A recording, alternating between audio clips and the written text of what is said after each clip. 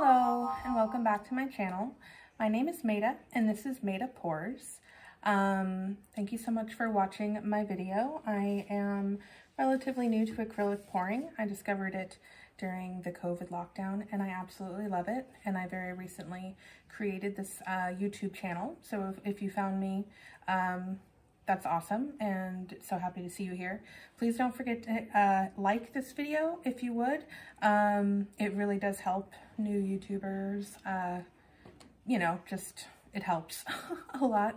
And if you like what you see and you enjoy acrylic pouring kind of demonstration tutorial videos, then hit subscribe because that's what I'm going to be posting a lot of here, or that's what I'm going to be posting here.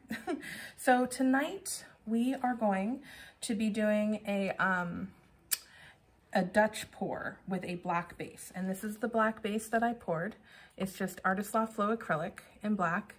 And you should be able to see, try to get it on camera, that it just flows right off of my popsicle stick. It is very fluid. I tried to get it to the point where I try to get to the point where it doesn't make a mound at all, but it's at the point where it just barely makes a mound. That seems to be where I can comfortably get it to. So I'm gonna do a black base. I have a little bit of white mixed up.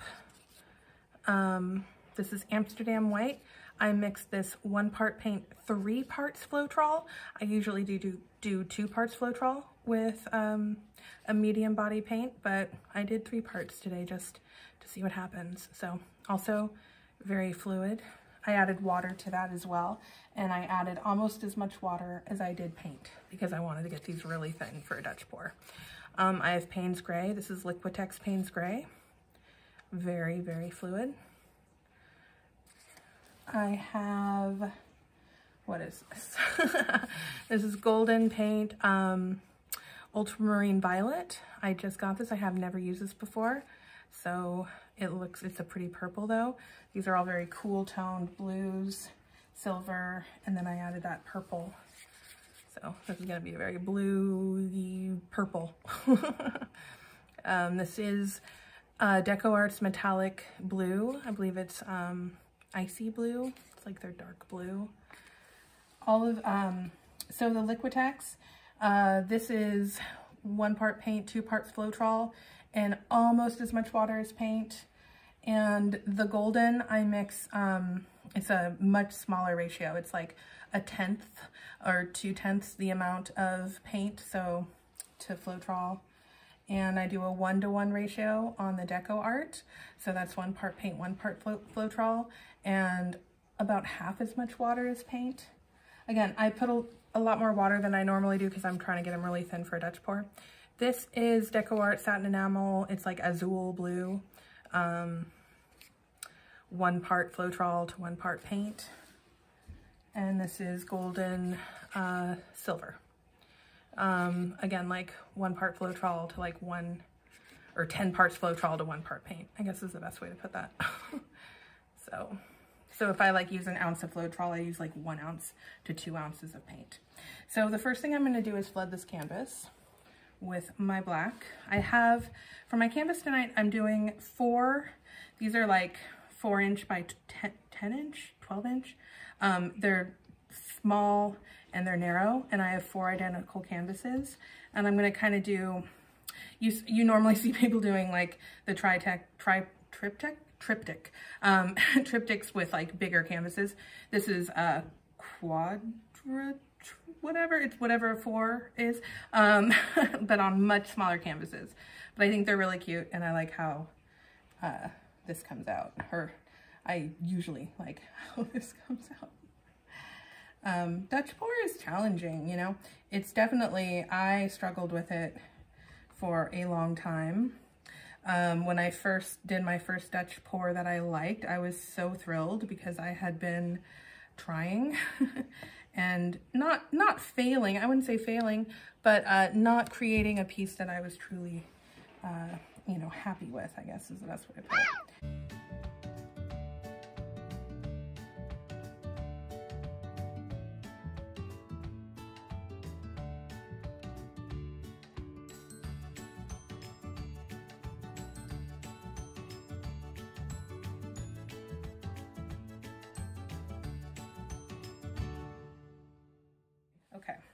So let's see here. I'm gonna move these down here just because I want to set them up pretty close together, because I'm gonna blow this all out like it's sort of one canvas, you know, like I'm gonna try to anyway. Blow the paint. Ooh, my hands are covered in black. My hands are always covered in paint. That is a truth about my life. Okay, so here we are. Finally got the canvas flooded, or canvases flooded. I'm gonna pop any little small bubbles that might be in there. And let's do this. So I've kind of laid these out in the order that I plan on pouring them out, and I'm just gonna kind of flow them across the canvas here. I'm gonna move that because it's next to the cord of my blow dryer, and that's a disaster waiting to happen that I would like to avoid. Okay. So we're just gonna do this. I haven't done a Dutch pour in like, I don't know, 2 weeks or something. Feels like a long time, so wish me luck here. So we're gonna start with the white because I want to contrast to the black across the thing. And I didn't pour much paint. You don't need to use much paint for a Dutch pour. Yeah, I'm just gonna float across like that. I tend to overdo it, and I'm trying. That's why I actually poured it in these little Dixie cups, because it's much easier to kind of control your flow than with a bigger cup, and I always tend to, at least part of the canvas gets too much paint. So I'm like, well, let's try something here. And it's actually working out. This is much better. I'm not saying it's perfect by any stretch, but it's better than what I usually accomplish with a larger cup. Whoop, as I say that, the popsicle slides, famous last words. But yeah, I have more control over how the paint comes out of it. So, except for this part where I drop the popsicle stick, but pay no attention to that part over there. Okay. And I'm just layering these one over the other. I used so much yellow over the weekend that I just needed something with more blue. Just needed some blue tones. I'd say blue's my favorite color to work with. Just in general, it's always been kind to me. I've always struggled with like reds and yellows and oranges. I don't know why. I don't know why I struggle with those colors so much, but that's just how it's been. So I'm debating, I think I'm gonna just put a little bit more white, drizzle it over the top just a little bit. Just a little, because it's a black background, so I want this to be lighter. I'm still flooding it with black though. So now I'm gonna I poured a little bit of black. This is just black. I'm just going to pour a little bit down along the edge and over the top, and I'm gonna flood the canvas. Not everyone floods their canvas, or not floods their canvas, that's the wrong word. And not everyone floods like the Dutch pour. I have tried both ways. I find I prefer how this turns out better. So I try to mix my paints so that I can push them around on the low setting of my blow dryer. I find that I have a lot more control with my blow dryer on the low setting. Also, I come down and then push it out. So that's sort of, I found it doesn't go everywhere that way. So first I'm gonna just flood it over. I'm just gonna mix it up, mix it back, mix it up. And you see,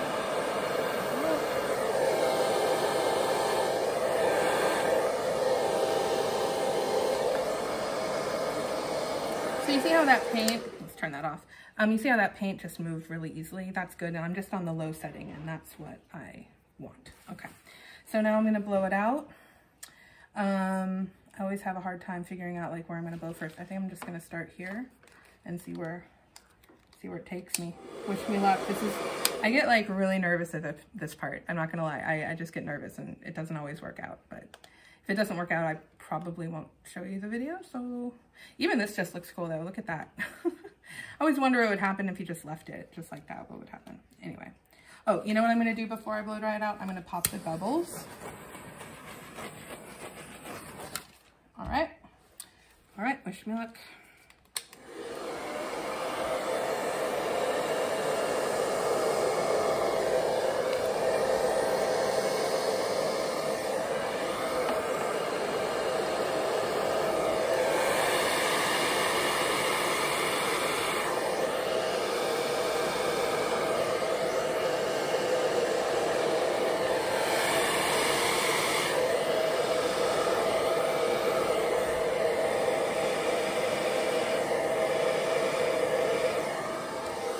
Okay, I'm gonna leave it alone. If I overblow it, if I overblow it, it's going to just, I'm not gonna like the results. So we're just gonna let it be and see what's developing here. I like it. I like these cells here. Okay. Alrighty. What is happening? I have my straw here.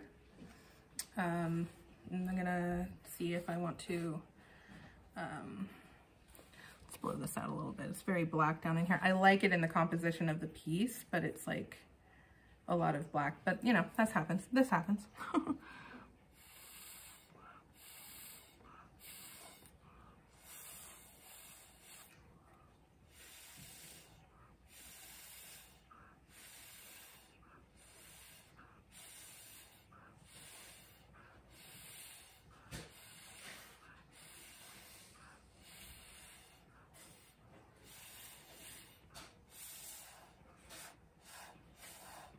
So I just blew that out a little bit. I mean, I just didn't want it to be so just right there. The idea is this would be hung together on a wall, of course, but theoretically, I guess I want it to all look nice. Like each individual one look nice.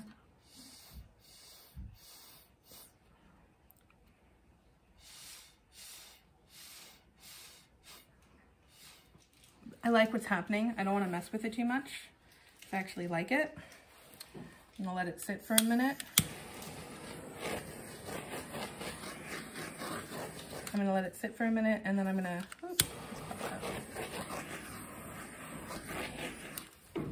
and then I'm gonna bring you in for a close-up, okay?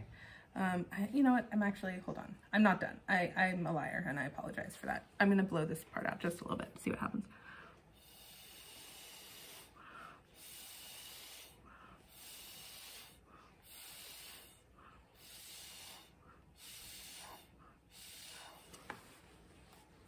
I don't know. It was probably better before, but it is what it is.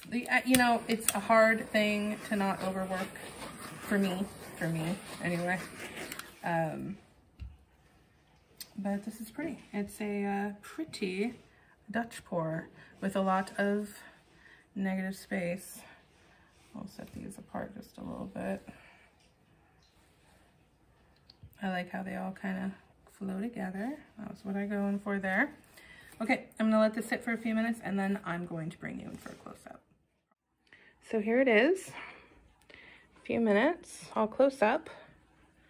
Some really great little details in here that I'm loving. I'm very curious to see how this dries. Excited to see it dry, actually. And if you like this video, please don't forget to hit like.